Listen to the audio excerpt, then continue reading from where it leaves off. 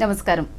యువజనుల కార్యక్రమానికి స్వాగతం. ఈనాటి యువజనుల కార్యక్రమంలో కౌమారుల ఆరోగ్యం, కౌమార విద్య అనే అంశం గురించి వివరించడానికి ఈరోజు మన స్టూడియోకి విచ్చేశారు విద్యారంగ నిపుణులు డాక్టర్ టీవీఎస్ రమేష్ గారు మరియు కృష్ణా జిల్లా నుండి జాతీయ అవార్డు గ్రహీత, సైకాలజిస్ట్, పాఠ్య పుస్తక రచయిత, ఎడిటర్ డాక్టర్ పాకల వినయ్ కుమార్ గారు. నమస్తే. మరి వారితో మాట్లాడదాం. నమస్కారం రమేష్ గారు. నమస్కారం వినయ్ గారు. రమేష్ గారు, అయితే చెప్పండి సార్, ఆరోగ్యం అంటే ఏమిటి?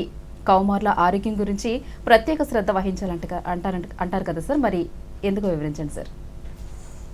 ముందుగా మనం కౌమారుల ఆరోగ్యాన్ని అర్థం చేసుకోవాలి అంటే ఆరోగ్యం అన్నటువంటి భావన గురించి మన అభిప్రాయం ఏమిటి అన్నది తెలుసుకోవాల్సినటువంటి విశేషం ఉందన్నమాట. సాధారణంగా మనందరం ఆరోగ్యము అంటే రోగాలు లేకుండా ఉండేటువంటి స్థితి అన్నటువంటి అభిప్రాయంలో ఉంటూ ఉంటాం. అయితే కేవలం ఆరోగ్యం రోగాలు లేకుండా ఉండడం మాత్రమేనా, అంతకన్నా ఇంకా ఏమైనా విశేషాలు ఉన్నాయా అని మనం చూసినప్పుడు వరల్డ్ హెల్త్ ఆర్గనైజేషన్, ప్రపంచ ఆరోగ్య సంస్థ ఒక మాట చెప్తుందన్నమాట. అంటే ఒక వ్యక్తి ఆరోగ్యవంతుడు అవునా కాదా అన్నది తెలియాలి అని అంటే health is a state of complete physical, mental, social wellbeing but not absence of disease అంటుందన్నమాట. అంటే మనిషి సాంఘికంగా, సామాజికంగా, ఆర్థికంగా, మానసికంగా ఒక సంతృప్తికరమైనటువంటి స్థితిలో ఉన్నప్పుడు ఆయన ఆరోగ్యంగా ఉన్నారు అని చెప్పడానికి అవకాశం ఉంటుంది అని అన్నది మనకి WHO వాళ్ళు చెప్తున్నటువంటి విశేషం అన్నమాట. ఆరోగ్యము అన్నటువంటి భావన ఎవరికి కేటాయించబడినది అని మనం చూసినప్పుడు ఇది మొత్తం శిశువు దశ దగ్గర నుంచి వృద్ధాప్యం వరకు విస్తరించున్న మానవ దశలన్నిట్లోనూ కూడా ఆరోగ్యం యొక్క ప్రాధాన్యత మనకు కనిపిస్తూ ఉంటుంది. సాధారణంగా మనం బాల్యంలో పిల్లలు చాలా ఎక్కువ సందర్భాల్లో అనారోగ్యాలకు గురవుతూ ఉంటారు. తద్వారా మనం వాళ్ళకి వైద్య సహకారం అందించడం ద్వారా తిరిగి ఆరోగ్యాన్ని కోలుకునేలాంటి ప్రయత్నాలు చేస్తూ ఉంటాం. అయితే ఒక వ్యక్తి ఆరోగ్యవంతుడు అని చెప్పి మనం నిర్ధారించాలని అనుకున్నప్పుడు అతనిలో ఏవి ఇండికేటర్స్ మనకు కనిపిస్తాయి అంటే అది చిన్నపిల్లలు కానివ్వండి, పెద్ద పిల్లలు కానివ్వండి, ఎవరైనా వాళ్ళలో ఏవి ఇండికేటర్స్ కనిపిస్తాయని చూసినప్పుడు ఇక్కడ ముఖ్యంగా మనం గమనించాల్సింది శారీరక ఆరోగ్యంతో పాటు మానసిక ఆరోగ్యం అన్నటువంటి భావనను కూడా చూడాలి. అంటే ఆరోగ్యము అన్న సెన్స్ని మనం అర్థం చేసుకోవాలని అనుకున్నప్పుడు ఉదాహరణకి ఒక పిల్లవాడికి ఒక పాటను వినిపించాం అనుకోండి, ఆ పాటను విని తను దాన్ని ఎంజాయ్ చేయగలిగితే, దాన్ని ఆస్వాదించగలిగితే అతను మానసికంగా ఆరోగ్యంగా ఉన్నాడు అన్నటువంటి భావనకు వస్తాం. అలాగే ఒక ఆటలు ఆడుకునే సందర్భంలో పిల్లలందరూ ఉత్సాహంగా పాల్గొంటూ సంతోషంగా గడుపుతూ ఉన్నట్లయితే శారీరకంగా ఆరోగ్యంగా ఉన్నారన్నటువంటి భావనని మనం కలిగి ఉంటాం. కాబట్టి పిల్లలు ఆరోగ్యంగా ఉండడం అన్నది చాలా ప్రధానమైనటువంటి అంశంగా మనకు కనిపిస్తుంది. ఎందుకు కౌమారుల ఆరోగ్యం గురించి మనం ప్రత్యేకంగా మాట్లాడుకోవాలి అన్నది చూసినప్పుడు భారతదేశం లాంటి దేశాలలో జనాభా చాలా పెద్ద ఎత్తున ఉన్నప్పుడు మన దేశంలో దాదాపు 25 మిలియన్ల 253 మిలియన్లు అంటే దాదాపు 25 కోట్ల మంది పైగా కౌమార దశలో ఉండేటువంటి పిల్లలు ఉన్నారన్నమాట. అంటే ఈ పిల్లలందరూ కూడా రాబోయే 10 ఏళ్లలో భారతదేశానికి బాధ్యత వహించేటువంటి పౌరులుగా ఎదుగుతారు. కాబట్టి వారి ద్వారా భారతదేశం యొక్క ఆర్థిక పరిస్థితి, భారతదేశం యొక్క ఉపాధి కల్పనా రంగం అన్నీ కూడా ముడిపడి ఉంటాయి. కాబట్టి ఒక దేశాభివృద్ధికి ఆ దేశంలో ఉన్నటువంటి కౌమారుల సంఖ్యకు మధ్యన సంబంధం ఉంటుంది అన్న భావనను మనం అర్థం చేసుకున్నప్పుడు కౌమారుల యొక్క ఆరోగ్యం గురించి ప్రత్యేకంగా ఆలోచించాల్సినటువంటి అవసరం ఉంటుందన్నమాట. కాబట్టి ఆరోగ్యము అన్నటువంటి భావన మనం వ్యక్తిపరమైనటువంటి విశేషంగా చూసినప్పుడు అది శారీరకమైనటువంటి అంశమే కాకుండా మానసిక అంశంగా కూడా పరిగణించాలి అని WHO మనకు తెలియజేస్తుంది. అందుకని మానసికంగా ఆరోగ్యవంతులు ఉన్నటువంటి దేశం తలసరి ఆదాయంలో కూడా ఎక్కువగా ఉంటుంది అని UNO మనకు ప్రతిపాదనలో కూడా కనిపిస్తుంది అన్నమాట. అయితే ఈ మానసిక ఆరోగ్యం కోసం WHO వాళ్ళు ఏం చేశారంటే అక్టోబర్ 10వ తారీఖుని ప్రపంచ మానసిక ఆరోగ్య దినోత్సవంగా కూడా ప్రకటించారనమాట. అంటే శారీరక ఆరోగ్యము, మానసిక ఆరోగ్యము ఇవి రెండు సమతుల్యతతో నడిచినప్పుడు మాత్రమే వ్యవస్థ ఆరోగ్యకరంగా ఉంటుంది అన్నది మనం గమనిస్తాం. కాబట్టి ఒక వ్యక్తి యొక్క మానసిక ఆరోగ్యం బాగుంది అని మనం అనుకుంటే అలాంటి వాళ్ళలో ఏ లక్షణాలు కనిపిస్తాయని చూసినప్పుడు వాళ్ళు తమ సామర్థ్యాలు ఏంటో తాము తెలుసుకున్న వాళ్ళుగా కనిపిస్తారు. అలాగే సకాలంలో సరైన నిర్ణయాలు తీసుకోగలిగినటువంటి వాళ్ళుగా కనిపిస్తారు. అలాగే ఇతరులతో సరైనటువంటి సంబంధాలు కలిగిన వాళ్ళుగా మనకి కనిపిస్తారనమాట. ఇలా ఉన్నప్పుడు ఏమవుతుంది, సామాజిక ఆర్థిక అభివృద్ధి కార్యక్రమాల్లో వాళ్ళు పాల్గొనడానికి అవకాశం వస్తుంది. ఈ మూడు చాలా ప్రధానమైనటువంటి విశేషాలు. అంటే ఒక వ్యక్తి తన సామర్థ్యాలను తాను తెలుసుకొని ఉండడం, సకాలంలో సరైనటువంటి నిర్ణయాలు తీసుకొని ఉండడం, ఇతరులతో సరైనటువంటి సంబంధాలను ఏర్పరచుకోగలగడం అన్నవి ఈ మూడు వ్యక్తి యొక్క ఆరోగ్యానికి సూచికలుగా WHO మనకి తెలియజేస్తుంది. కాబట్టి ఆరోగ్యము అని అన్నది కేవలం రోగాలు లేకుండా ఉండేటువంటి స్థితి మాత్రమే కాదు. వ్యక్తి తను శారీరకంగా, మానసికంగా, సామాజికంగా కూడా సరైనటువంటి స్థితిలో ఉంటే అప్పుడు అతను ఆరోగ్యవంతుడుగా ఉన్నాడు అన్నటువంటి భావన మనం ఏర్పరచుకోవాల్సి వస్తుంది. ప్రధానంగా కౌమారుల దృష్టిలో మనం చూసినప్పుడు కొన్ని దేశాల్లో కౌమారులు అంటే మానవ వనరులు చాలా ఎక్కువగా కనిపిస్తాయి. జపాన్ లాంటి దేశాన్ని మనం చూసినప్పుడు ప్రతి 5 మందిలో 3 50 సంవత్సరాల కన్నా వయసు ఎక్కువ దాటిన వాళ్ళుగా ఉన్నారు. కాబట్టి ఆ దేశాల్లో వృద్ధుల సంఖ్య క్రమంగా పెరుగుతూ మనకు కనిపిస్తుంది. భారతదేశం లాంటి దేశాల్లో గమనించి చూసినప్పుడు చాలా స్పష్టంగా యువజనుల సంఖ్య చాలా పెద్ద ఎత్తున ఉంటుంది. కాబట్టి ఇలాంటి వారి యొక్క ఆరోగ్యం గురించి, తద్వారా దేశం యొక్క భవిష్యత్తును గురించి మనం సరైనటువంటి ప్రణాళికలు వేసుకోవడానికి అవకాశం వస్తుంది. కాబట్టి మనం మానసిక ఆరోగ్యము, శారీరక ఆరోగ్యము అన్నటువంటి 2 అంశాల దృష్టితో ఆరోగ్యం అన్న భావనని అర్థం చేసుకుంటే కౌమారుల యొక్క ఆరోగ్యానికి ఎలాంటి చర్యలు చేపట్టాలన్నటువంటి విషయాన్ని తెలుసుకోవడానికి వీలవుతుందన్నమాట. ఓకే వినయ్ గారు, మీరు చెప్పండి సార్. అయితే పీర్ ప్రెషర్ అంటే ఏంటి, దీని పర్యవసానాలు ఏ విధంగా ఉంటాయంటారు? పీర్ ప్రెషర్ ఈ మధ్య తరచుగా ఉంటున్న మాట ఇది. పీర్స్ అంటే సమవయస్కులు, ప్రెషర్ అంటే వాళ్ళ వల్ల వచ్చే ఒత్తిడి. మామూలుగా చిన్నప్పుడు పిల్లలు ఏం చేస్తుంటారంటే ఎక్కువగా తమ తోటి పిల్లలతో ఆడుకోవడం, వాళ్ళతో వస్తువులు షేర్ చేసుకోవడం, ఆట పాట మాటలు అంటుంటుంటే మెల్లగా పెద్దవాళ్ళు అయ్యేసరికి ఏమవుతుందంటే ముఖ్యంగా ఎడవల్స్ కౌమార వయసుకు వచ్చేసరికి ఏమవుతుందంటే తన అభిరుచుల్ని ఆసక్తిని పంచుకోవడానికి, తమ సమస్యల్ని చర్చించడానికి ఇలాంటి వాటికి ఉపయోగిస్తూ బృందాలుగా ఏర్పడుతుంటారు. పిల్లవాడి మీద లేదా సమూహం మీద పీర్ ప్రెషర్ అనేది ఒక తప్పనిసరిగా ఉంటుంది. ఈ పీర్ ప్రెషర్ అంటే తమ సమవయస్క బృందాల వాళ్ళు మిగతా పిల్లల మీద చూపించే ఒత్తిడిగా మనం చెప్పచ్చు అనమాట. ఇక్కడ ఏమవుతుందంటే మన ఇంట్లో మామూలుగా ఈ అడాలసెన్స్ గురించి కానీ ఇతర సమస్యల గురించి మాట్లాడడానికి తక్కువ ఆస్కారం ఉంటుంది. ముఖ్యంగా మన దేశంలో ఇటువంటి వాటిని చర్చించడానికి ఎక్కువగా ఇష్టపడటం లేదు. దాంతో వాళ్ళ సమస్యలు కౌమారులు అనేవాళ్ళు అనేక సమస్యలు ఉంటాయి. మానసిక సమస్యలు ఉంటాయి, శారీరక సమస్యలు ఉంటాయి. వాళ్ళు అనేక రకాల మార్పులు వస్తుంటాయి. శారీరకపరమైన మార్పులు వస్తుంటాయి, ఉద్వేగపరమైన మార్పులు వస్తుంటాయి.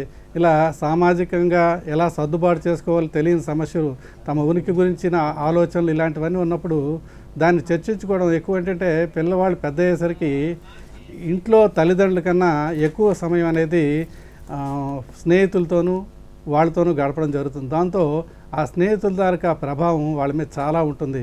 ఎంత ఉంటుందంటే ఆ స్నేహితుల్ని మెచ్చుకుంటూ వాళ్ళని ఎవరన్నా తల్లిదండ్రులు కానీ ఇతరులు కానీ వాళ్ళ స్నేహితులు కూడా ఏమన్నా అంటే వాళ్ళు ఒప్పుకోకుండా ఉంటూ వాడు మంచివాడే, వాడు ఎలాంటి వాడు. దీనివల్ల ఏమవుతుంది, మెల్లమెల్లగా ఏమవుతుందంటే ఈ పీర్ ప్రెషర్ అనేది సాధారణంగా మనం ఎప్పుడు వాడుతుంటామంటే నెగిటివ్ ఎఫెక్ట్స్ ఉన్నప్పుడు మాత్రం వాడుతుంటాం. కానీ ఈ పీర్ ప్రెషర్ అనేది పాజిటివ్ కావచ్చు, నెగిటివ్ కావచ్చు.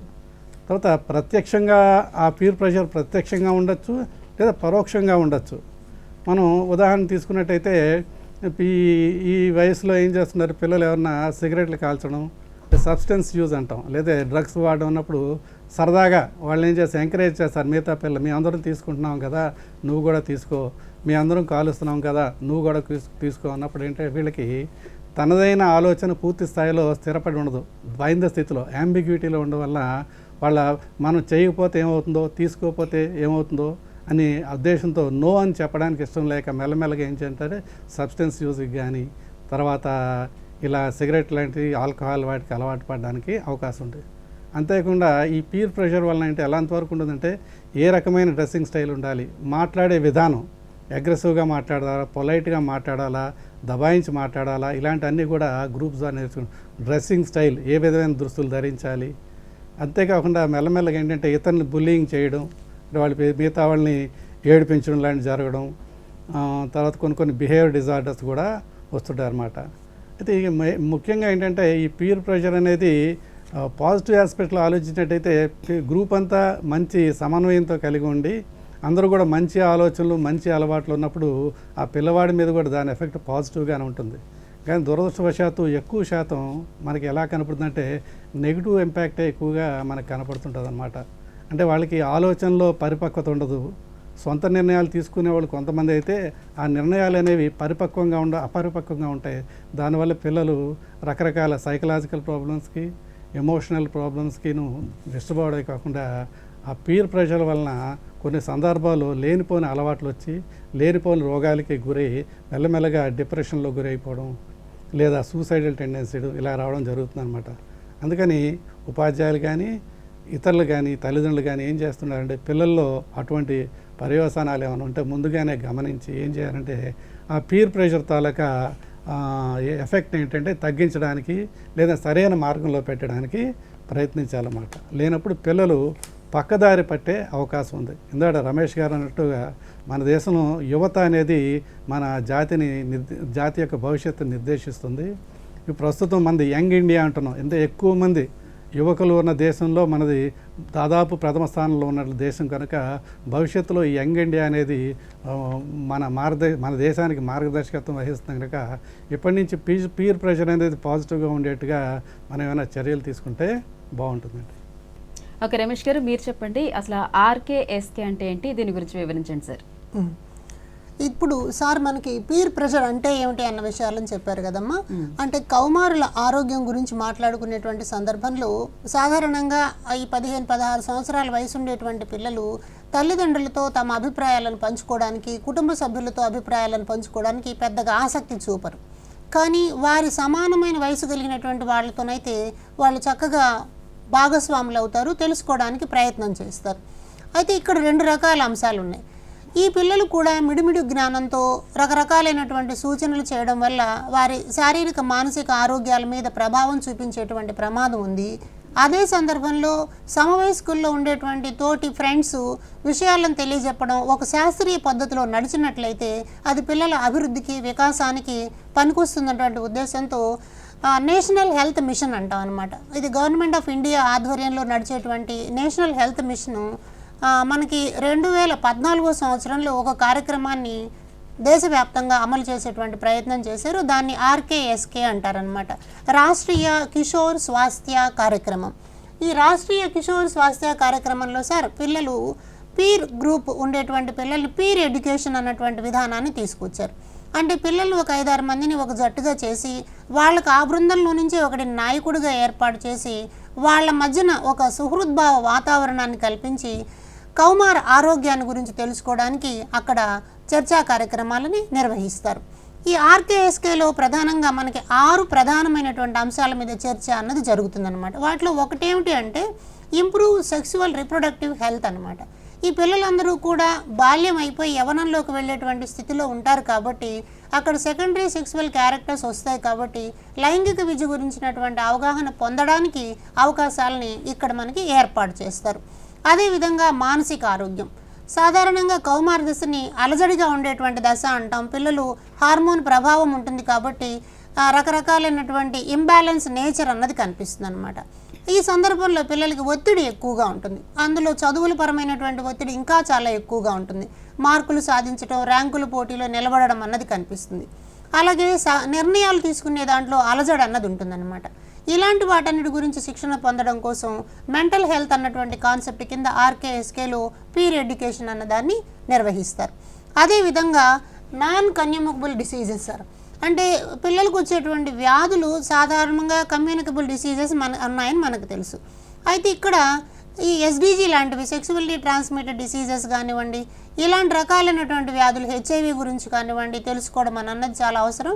ఆ వయసులో వచ్చేటువంటి ప్రభావాల వల్ల వాళ్ళు దుష్ప్రభావాలకు లోనై ఒకవేళ అలాంటి వ్యాధులకు గురైతే జీవితం కోల్పోతారు. కాబట్టి ఈ నాన్ కమ్యూనికబుల్ డిసీజెస్ గురించి తెలుసుకోవడానికి పిల్లలకి ఒక అవకాశాన్ని ఈ ఆర్కేఎస్కేలో కనిపిస్తారు. అలాగే ముఖ్యమైనటువంటి మరొక అంశం ఏమిటంటే జెండర్ బేస్డ్ వైలెన్స్ అన్నమాట. సాధారణంగా బాలికలని సమాజంలో చిన్న చూపు చూడడం, వారికి ఎక్కువ పనులను అప్పగించడము, డొమెస్టిక్ వైలెన్స్ కిందకి తీసుకురావడము, తర్వాత లైంగిక దోపిడీ జరగడం, ఇలాంటివన్నీ కూడా మనకి జెండర్ వైలెన్స్లో కనిపిస్తాయి. అదే సందర్భంలో బాలుర పట్ల కూడా కొన్ని రకాల ప్రత్యేక ధోరణులు మనకి సమాజంలో కనిపిస్తూ ఉంటాయి. అంటే పిల్లలు ఎలా వివక్షతకు గురవుతున్నారు, బాలికలు ఎలాంటి వివక్షతకు గురవుతున్నారు, బాలురు ఎలా దోపిడీకి గురవుతున్నారు అన్నటువంటి విషయాలను తెలుసుకోవడానికి, ఒకవేళ లైంగిక దోపిడీకి గురవుతూ ఉంటే వాళ్ళ దాని నుంచి రక్షణ పొందడం కోసం ఏం చేయాలి, గుడ్ టచ్ అంటే ఏమిటి, బ్యాడ్ టచ్ అంటే ఏంటి, ఎలా ఇలాంటి సన్నివేశాల నుంచి బయటకు రావాలి, సే నో అనేటువంటి విధానాన్ని అంటారనమాట. అంటే ఇలాంటి సందర్భాలు ఎదుర్కొన్నప్పుడు మనం ఎలా జాగ్రత్తలు తీసుకోవాలి అన్నటువంటి విషయాలను కూడా ఈ ఆర్కేఎస్కేలో పీర్ ఎడ్యుకేషన్ విభాగం కింద చెప్పడానికి ప్రయత్నం అన్న జరుగుతుంది. అలాగే మరొక ముఖ్యమైనటువంటి అంశం ఏమిటి అని అంటే అడాలసెంట్ హెల్త్ అనేటువంటి దానిలో గమనించాల్సింది న్యూట్రిషన్.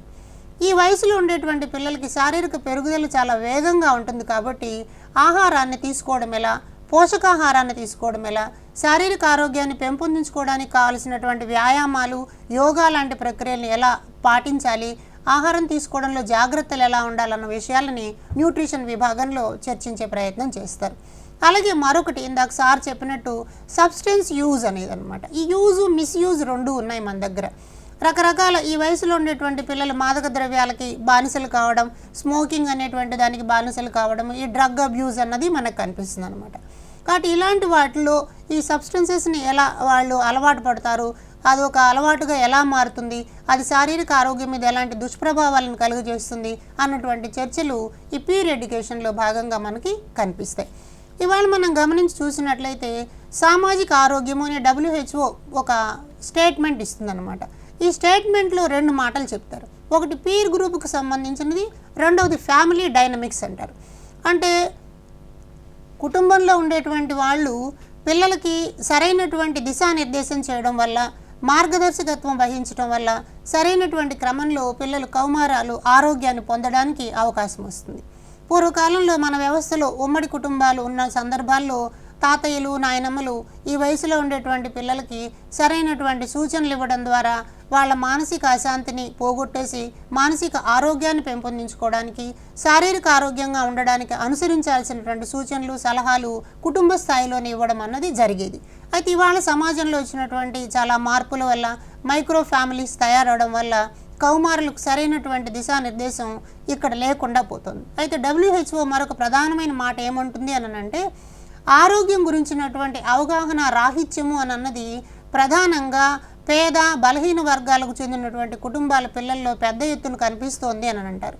అంటే ఆ కుటుంబాల్లో తల్లిదండ్రులు పిల్లల పట్ల బాధ్యత వహించకపోవడం, పిల్లల్ని కేవలం సంపాదన వెళ్ళేటువంటి మార్గాల వైపుకు తొందరగా తీసుకెళ్లే ప్రయత్నం చేయడం వల్ల విద్యా అవకాశాల నుంచి కూడా దూరం అయిపోతున్నారు. కాబట్టి ఈ పిల్లలకి పీర్ ఎడ్యుకేషన్ అన్నది చాలా అవసరమని నేషనల్ హెల్త్ మిషన్ అన్నటువంటి వాళ్ళు ప్రతిపాదించారు.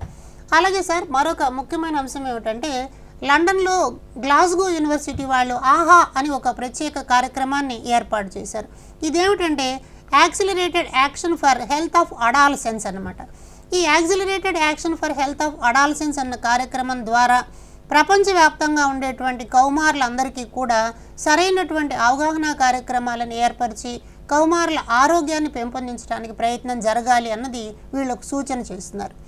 అలాగే WHOతో పాటు యునైటెడ్ నేషన్ ఆర్గనైజేషన్ కూడా తాను తెప్పుకున్నటువంటి సస్టైనబుల్ డెవలప్మెంట్ గోల్స్లో 3 ప్రధాన అంశాలు ఉన్నాయి. అందులో మూడవది మనం హెల్త్ అండ్ వెల్ బీయింగ్ అని చెప్పి అంటున్నాం. ఆరోగ్యము, శ్రేయస్సు. కౌమారుల ఆరోగ్యానికి, కౌమారుల యొక్క శ్రేయస్సుకి తగినటువంటి విధి విధానాలను పాటించాలి అని చెప్పి సూచిస్తున్నారు. అలాగే భారత రాజ్యాంగంలో ఆర్టికల్ 21 కూడా ఆరోగ్యము అన్న దాని గురించి మాట్లాడే సందర్భంలో ప్రజారోగ్యంలో కౌమారులు కూడా ప్రధానమైనటువంటి భాగస్వామ్యం వహిస్తారు. కాబట్టి వీళ్ళ ఆరోగ్యానికి సరైనటువంటి చర్యలు తీసుకోవాలని ప్రభుత్వాలకు సూచనలు చేయడం అన్నది కనిపిస్తోంది. అలాగే యునైటెడ్ నేషన్స్ ఆర్గనైజేషన్లో డ్రగ్ అండ్ క్రైమ్ యాక్ట్ అని ఒకటి ఉందన్నమాట. ఈ డ్రగ్ అండ్ క్రైమ్ విభాగం పరిశీలనలు గమనించి చూసినట్లయితే కౌమారులలో ప్రధానంగా 2019 నివేదికలో మనకు ఒక మాట కనిపిస్తుంది. ప్రపంచవ్యాప్తంగా కౌమారుల్లో జరిగేటువంటి మరణాలను మనం దృష్టిలో పెట్టుకుని చూసినప్పుడు వ్యాధుల కన్నా, ప్రకృతి వైపరీత్యాల కన్నా, HIV లాంటి వ్యాధుల కన్నా కూడా కౌమారుల్లో ప్రధానంగా అబ్బాయిల్లో మరణాలకు కారణం రవాణా సదుపాయాలు, అంటే రోడ్డు ప్రమాదాలు అని చెప్పి చెప్పారనమాట. రోడ్డు ప్రమాదాలలో చాలామంది కౌమారులు మరణించడానికి కారణం అగ్రెసివ్ బిహేవియర్ అన్నది కౌమార దశలో ఉండడం. కాబట్టి దాని మీద దృష్టి పెట్టాల్సినటువంటి అవసరం ఉంది అని చెప్పి సూచించారు.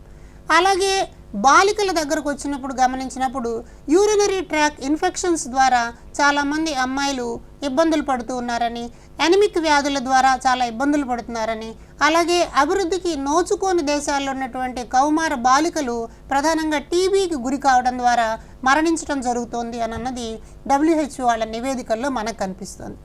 కాబట్టి ఇలాంటివన్నీ దృష్టిలో ఉంచుకుని భారతదేశంలో నేషనల్ హెల్త్ మిషన్ పాఠశాలల ద్వారా, కళాశాలల ద్వారా కౌమార వయసులో ఉండేటువంటి పిల్లలందరికీ కూడా అవగాహన కలిగించడానికి, తద్వారా నియమబద్ధమైనటువంటి జీవన సరళిని పాటించడానికి RKSK అనేది కార్యక్రమాన్ని అమలు చేస్తోందన్నమాట. ఓకే వినయ్ గారు, అయితే ఈ కౌమార పిల్లల మానసిక ఆరోగ్యం వారి ప్రవర్తన మీద ఎలాంటి ప్రభావం చూపుతుందంటారు? ఈ మానసిక ఆరోగ్యం అనేది ఏ వయసులో ఉన్న వ్యక్తికైనా ప్రభావం చూపిస్తుందండి. అయితే ముఖ్యంగా మనం కౌమారుల గురించి ఎందుకు మాట్లాడుకోవాలంటే, ఈ కౌమారులు ద్వైంద స్థితిలో ఉండి ఒక రకమైన కన్ఫ్యూజన్ స్టేట్లో ఉంటారు. వాళ్ళ రకరకాల శారీరక, మానసిక, ఉద్వేగపరమైన అంశాలని అనుభవిస్తూ ఉంటారు. వాళ్ళు అనుభవిస్తున్న అంశాలని ఇతరులతో కానీ చర్చించుకోవడానికి అవకాశం ఉన్నట్టయితే, ఇందాడ మన రమేష్ గారు చెప్పినట్టుగా కుటుంబ సభ్యులతో కానీ పెద్దలతో కానీ జాయింట్ ఫ్యామిలీ మాట్లాడుకున్నప్పుడు వాళ్ళ సమస్యలకి ఒక రకమైన వెంటిలేటర్ ఇలాంటి కనపడి సమస్యలు కొంతవరకు తగ్గడానికి అవకాశం ఉంటుందన్నమాట. ప్రస్తుత కాలంలో ఏమవుతుందంటే, పిల్లలందరూ కూడా పాఠశాలల్లో ఎక్కువ కాలం గడపదు, తల్లిదండ్రులతో తక్కువ కాలం గడపడం, తల్లిదండ్రులు ఇద్దరు ఉద్యోగాల్లో ఉండడం, న్యూక్లియర్ ఫ్యామిలీ డెవలప్ అవడంతో పిల్లల్లో కొంచెం మానసిక ఆరోగ్య సమస్యలు అనేవి ఎక్కువ అవుతున్నాయి. అలా మానసిక ఆరోగ్యం అంటే ఏంటంటే, వ్యక్తి మామూలుగా బెర్నార్డ్ అన్నతను ఏంటంటే వ్యక్తి తనకు తాను తన చుట్టూ ఉన్న ప్రపంచంతో అనుగుణ్యత పొంది సంతృప్తికరంగా, సంతోషంగా, సాంఘిక అనుకూలమైన ప్రవర్తన కలిగి ఉండి నిత్య జీవితంలో సమస్యల్ని ఎదుర్కొని అంగీకరించడం. అంటే వ్యక్తి తనకు తాను అర్థం చేసుకోవాలి, తన చుట్టూ ఉన్న వాళ్ళు కూడా అర్థం చేసుకోవాలి. అంతేకాకుండా తను చేసే ప్రవర్తన వల్ల సంతోషంగా ఉండాలి, సంతృప్తికరంగా ఉండాలి. తన ప్రవర్తన సాంఘిక అనుకూల సమాజం ఆమోదించగలిగే ఉండాలి తప్ప సమాజానికి డీవియేషన్ ఉండాలి. ఇది తప్పు, ఇది ఒప్పు అని చెప్పడమే కాకుండా చాలామంది మన వాళ్ళు ఏం చేస్తుంటారంటే ఇది తప్పు అని చెప్తారు తప్ప ఏం చేస్తే ఇది సరవుతుంది అనే ఛానలింగ్ చేయకపోవడం వల్ల వీరు రకరకాల ఉద్వేగాలకు గురవుతూ రకరకాల మానసిక సమస్యలకి గురవుతుంటారు. పైగా వాళ్ళలో వచ్చే శారీరకపరమైన మార్పులు, మానసికపరమైన మార్పులు ఇవన్నీ కూడా వాళ్ళ మీద సరైన అవగాహన లేకపోవడం వల్ల చాలా రకమైన ఇబ్బందులు పడుతుంటారు. మామూలుగా చాలా రీసెర్చ్ స్టడీస్ ఏం చెప్తుంటాయంటే రమేష్ గారు, చాలా రీసెర్చ్ ఏం చెప్తే దాదాపు 13% మెంటల్ డిజార్డర్స్ అనేవి ఈ అడాలసెన్స్కి వస్తున్నాయి. ప్రతి 7 వ్యక్తుల్లో ఒక వ్యక్తికి తప్పనిసరిగా ఈ సమస్య కనపడుతుంది అని అన్నారన్నమాట. ఇక్కడ ఏమవుతుందంటే ఈ మానసిక ఆరోగ్యం బాగోకపోవడం వల్ల వాళ్ళు డెసిషన్ మేకింగ్, ఏ విషయాన్ని నిర్ణయాలని తీసుకోలేకపోవడం చేస్తుంది. దానివల్ల ఏమవుతుందంటే ఎప్పుడైతే సరైన నిర్ణయం ఇంటర్మీడియట్ ఏజ్లో 10th తర్వాత ఇంటర్మీడియట్లో ఏ గ్రూప్ తీసుకోవాలి, ఏ కాలేజీలో చేరాలి అంటే నలుగురు ఉన్నది ఫాలో అవుతాడు తప్ప తన వ్యక్తిగత ఆలోచన ఫాలో అవ్వకపోవడం వల్ల ఏమవుతుందంటే చేరిన కాలేజీలో సర్దుబాటు సమస్యలు వస్తుంటాయి. ఈ సర్దుబాటు సమస్యల వల్ల ఏమవుతుందంటే ఎడ్యుకేషనల్గా బాగా డిప్రెస్ అయిపోవడం, డిప్రెస్ అయిపోయి ఏం చెప్పి పెర్ఫార్మెన్స్లో తగ్గుదల కనపడుతుంది. ఎప్పుడైతే వాళ్ళ పెర్ఫార్మెన్స్లో తగ్గుదల ఉందో మిగతా తోటి విద్యార్థులు ఏమన్నా ఇందాడన్న పీర్ ప్రెషర్ లాగా ఏంట్రా నీకు తక్కువ వచ్చాయనే మాట అన్నట్టయితే వీళ్ళలో డిప్రెషన్ కనపడడం, తర్వాత వాళ్ళతో కలవకుండా కొంతమంది చాలామందిలో సెక్లూజివ్నెస్ అంటారు, ఒంటరితనం. అంటే నలుగురితో తన సమస్యలు చెప్పుకోలేక మిగతా వాళ్ళందరూ నవ్వుతారేమో అని అనుమానంతో ఏం చేస్తుంది, తనలో తాను మాట్లాడుకోవడం, ఒంటరిగా ఉండడం చేస్తుంది. దానివల్ల ఏమవుతుంది, ఒంటరిగా ఉండి తనలో తాను మాట్లాడుకున్నప్పుడు ఏమవుతుందంటే కొంచెం అగ్రెసివ్ బిహేవియర్ కూడా వాళ్ళు డెవలప్ అయ్యి ఒక్కోసారి సెల్ఫ్ డిస్ట్రక్టివ్గా ఉండొచ్చు. ఆ అగ్రెసివ్ బిహేవియర్ తనని తాను హామ్ చేసుకునే విధంగా చేసుకుండొచ్చు, లేదా సూసైడల్ టెండెన్సీ తయారు చేయొచ్చు, లేదా ఇతర వ్యక్తుల మీద తిరగబడడం, ఉద్రేకం పెరగడం. అంతేకాకుండా కొన్ని రకాల ఒత్తిడి సంబంధించిన సమస్యలు, యాంగ్జైటీ న్యూరోసిస్ అని ఇలాంటివన్నీ కూడా వస్తుంటాయి. అంతేకాకుండా ఈ వయసులో పిల్లలకి అందంగా ఉండాలి, లావుగా ఉండాలి, దృఢంగా ఉండాలి, సన్నగా ఉండాలి, పొందిగ్గా ఉండాలి ఉద్దేశంతో యాక్చువల్గా ఈ వయసులో ఏంటి చక్కగా ఎక్సర్సైజ్ చేస్తూ చక్కని ఆహారం తీసుకుంటూ ఎటువంటి ఒత్తిళ్ళు వచ్చినా కోప్ చేసుకునే విధంగా, సర్దుబాటు చేసుకునే విధంగా ఉంటూ నలుగురిని షేర్ చేసుకునే విధంగా ఉండాలి. కానీ వీళ్ళు ఏం చేస్తున్నారంటే లావుగా ఉంటే సన్నమైపోదామని తిండి మానేయడం, అంటే సన్నగా అయితే లావుదాన్ని ఎక్కువగా తినేయడం వల్ల దానివల్ల ఇర్రెగ్యులర్ హీటింగ్ హ్యాబిట్స్ ఉండడం. రెండోది ఏంటి, వీటన్నిటి వల్ల ఏమవుతుందంటే వాళ్ళు రకరకమైన మానసిక ఒత్తిడి పెరిగిపోయి ఇతర కారణాలకు కూడా దారితీస్తున్నమాట. అంటే వాటంటే మామూలు అల్సర్స్ రావడం లాంటివి కానీ, లేదా ఇతరంగా ఇలాంటివి కూడా వాళ్ళు జరుగుతాయి అన్నమాట. ఈ వీళ్ళ మానసిక ఆరోగ్యం మీద మనం చాలా దృష్టి పెట్టాల్సి ఉంటుంది. ముఖ్యంగా స్కూల్ స్టేజ్లో కూడా, ప్రతి స్టేజ్లో కూడా వీళ్ళకి కౌన్సిలింగ్ ఇస్తూ జాగ్రత్తగా వాళ్ళకి ఇచ్చినట్టయితే వాళ్ళ మానసిక ఆరోగ్యాన్ని సంరక్షించుకోవడానికి అవకాశం ఉంటుందన్నమాట. ఈ మానసిక ఆరోగ్యాన్ని మనం కానీ సంరక్షించకపోతే వాళ్ళు రకరకాలుగా డీవియేట్ అయ్యి రకరకాల సాంఘిక, అంటే ఎవరికి చెప్పుకోలేనప్పుడు ఏం చేసి మెల్లమెల్లగా వీళ్ళు సబ్స్టెన్స్ యూజ్, డ్రగ్స్కి అలవాటు పడడం, తాగుడికి అలవాటు పడడం, ఇలాంటి అంశాలు కూడా జరుగుతుంటాయి. అంతేకాకుండా తనలోని బాధని, అంటే దాని డిఫెన్స్ మెకానిజం అంటారు, అంటే రక్షణ తంత్రాలు అంటారు. ఏంటంటే ఇతరుల మీద నెట్టేయడం, ఏమైనా ఫెయిల్ అయ్యావా, మానసిక కారణాల వల్ల అచీవ్మెంట్ తగ్గిపోతుంది, ఎడ్యుకేషన్ అచీవ్మెంట్ తగ్గిపోయి ఏం చేస్తానంటే దాన్ని ఇతరుల వల్ల నెట్టేయడంతో పాటు ఇతరుల మీద, బాగా సాధించిన వాళ్ళ మీద అగ్రెషన్ డెవలప్ చేసుకొని నెగిటివ్ బిహేవియరు ఇలాంటివి రావడానికి కూడా ఆస్కారం ఉంటుందన్నమాట. కనుక మానసిక ఆరోగ్యం చాలా ముఖ్యమైనది. పిల్లల్లో మానసిక ఆరోగ్యం పెంపొందించడానికి సరైన గైడెన్స్ ఇస్తూ, ఎప్పుడైనా వాళ్ళని తరచుగా గమనిస్తూ, అలాంటి లోపాలు గమనించినప్పుడు వాళ్ళని సరైన విధంగా గైడ్ చేస్తూ ఆ మానసిక ఆరోగ్యం బాగుండేలాగా, మానసిక సమస్యల నుంచి తమంతట తాము బయటపడేలాగా వాళ్ళకి తర్ఫీజునిచ్చినట్టయితే చక్కని భవిష్యత్తులో మంచి పిల్లలుగా తయారవుతారు అన్నమాట. అందుకని కౌమారులలో మానసిక ఆరోగ్యం అనేది చాలా ముఖ్యమైన పాత్ర వహిస్తుంది అన్నమాట. ఓకే రమేష్ గారు, మీరు చెప్పండి సార్. అయితే ఈ కౌమార పిల్లల్లో డిజిటల్ హెల్త్ గురించి ఏ విధంగా ఉంటుందంటారు? ఇవాళ కాలంలో మనం గమనించి చూసినట్లయితే డిజిటల్ గ్యాడ్జెట్స్ లేకుండా కౌమార పిల్లల్ని ఊహించడం అన్నది సాధ్యం కాదు. అమ్మాయిలైనా అబ్బాయిలైనా డ్రెస్ చేసుకోవాలి అని అంటే మొబైల్ తప్పనిసరిగా పక్కన ఉండాలి, అలాగే హెడ్ ఫోన్స్ లాంటివి పెట్టుకోవాలి, ఇంకా రకరకాల ట్యాబ్లు, కంప్యూటర్లు, ల్యాప్టాప్లు ఇవన్నీ కూడా దినచర్యలో భాగమైపోయి మనకు కనిపిస్తున్నాయి. కాబట్టి ఈ డిజిటల్ వరల్డ్, అందుకని ఈ పిల్లల్ని జెడ్ జనరేషన్ అని చెప్పి అంటూ ఉన్నారు. ఈ మిలీనియల్స్ ఎవరైతే ఉన్నారో వీళ్ళందరూ కూడా సాంకేతికతను తమ నిత్య జీవిత రోజువారీ దైనందిన కార్యక్రమాల్లో వినియోగించడంలో చాలా ముందుంటారు. అయితే ఇక్కడ ఒక అంశాన్ని గమనించినట్లయితే కో ఎగ్జిస్టెన్స్ అంటాం అనమాట. అంటే రోజువారీ జీవితంలో సాంకేతిక అంశాలను వినియోగించకుండా ఉండలేనటువంటి స్థితి ఇప్పుడు మనకు వచ్చేసింది. అంచేత కౌమార పిల్లల్ని మనం వాళ్ళ హెల్త్ గురించి మాట్లాడే సందర్భంలో ఈ డిజిటల్ డిసిప్లిన్ అన్నటువంటిది ఒకటి ముందుకు వచ్చిందనమాట. కాబట్టి ఈ డిజిటల్ డిసిప్లిన్ ఎలా ఉండాలి, తల్లిదండ్రులు ఈ అంశాల్లో పిల్లలకి ఎలాంటి రకాలైనటువంటి సూచనలు చేయాలి, అలాగే చదువుతున్నటువంటి కాలేజ్, కోవిడ్ తర్వాత వచ్చినటువంటి పరిస్థితులు మనం గమనించి చూసినట్లయితే ఆన్లైన్ క్లాసెస్ అన్నటువంటివి, తర్వాత డిజిటల్ లెర్నింగ్ అన్నటువంటిది కూడా ముందుకు వచ్చింది. కాబట్టి పిల్లలు మొబైల్ని కానివ్వండి, ల్యాప్టాప్ కానివ్వండి, వీటన్నిటిని వాడుకుని చదువుకోవడానికి ప్రయత్నాలన్నీ ఉన్నాయి. అయితే ఇక్కడ మనం గమనించాల్సింది ఏంటంటే సాంకేతిక రంగంలో నిరంతరం మార్పులు వస్తూ ఉంటాయి. దాన్ని మనం డిజిటల్ ఎనక్రోనిజం అంటాం అనమాట. అంటే ఒక పరికరం ఇవాళ వస్తుంది, ఆ తర్వాత మళ్ళీ వెంటనే కొన్ని రకాల మాడిఫికేషన్స్ తోటి మళ్ళీ ఇంకో పరికరాన్ని తయారు చేస్తారు. ఈ డిజిటల్ ఎనక్రోనిజం వల్ల ఏమైపోతుందంటే పిల్లలు ఒక పరికరాన్ని, ఒక మొబైల్ కొంటారు, తర్వాత వేరే ఫీచర్స్ ఉన్నాయని చెప్పి దాన్ని వదిలేసి మళ్ళీ వేరే మొబైల్ని కొనడం అనేది కనిపిస్తూ ఉంటుందన్నమాట. అంటే ఈ పరికరాల వాడకం అన్నది పిల్లలకి వాటిని అడిక్ట్ అయ్యేలాగా చేస్తుంది. ఒక WHO వాళ్ళ సర్వే ప్రకారం మనకేం తెలుస్తుందంటే ఇండియాలో ప్రధానంగా కౌమారులు మనం గమనించి చూసినప్పుడు స్క్రీన్ టైం అంటారు, అంటే మొబైల్ని చూసే సమయము లేకపోతే ల్యాప్టాప్ని చూసేటువంటి సమయాన్ని చూసినప్పుడు మన భారతదేశంలోనూ, చైనాలోనూ, ఆసియా ఖండంలో ఉన్నటువంటి కొన్ని దేశాల్లో జరిగినటువంటి పరిశోధనలు ఏం తెలుస్తుందంటే రోజు మొత్తం మీద సగటున 32 నుంచి 57 నిమిషాల పాటు స్క్రీన్కి మనం అలవాటైపోయినాం. అదే అభివృద్ధి చెందినటువంటి ఆస్ట్రేలియా, కెనడా, అమెరికా లాంటి దేశాల్లో స్క్రీన్ టైం అన్నది రోజుకి సగటున 7 నుంచి 13 నిమిషాల వరకు మాత్రమే ఉంటుంది. అంటే ఈ డిసిప్లిన్ అన్నది చాలా అవసరం.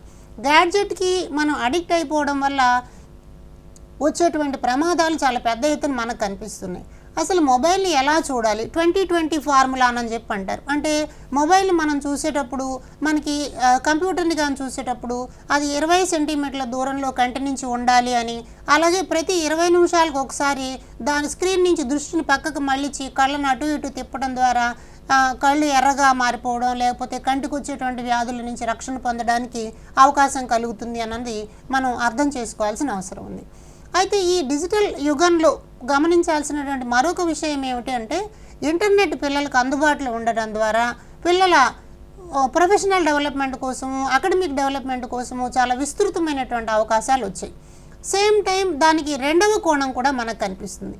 చాలా విస్తృతమైనటువంటి అవకాశాలు ముందున్నప్పుడు వాటిలోంచి ఏది అందిపుచ్చుకోవాలి, దేనిని చదవాలన్న దాని దగ్గర ఒక సందిగ్ధత రావడం వల్ల పిల్లలు ఒక టెన్షన్కి గురయ్యేటువంటి వైనం కనిపిస్తుంది.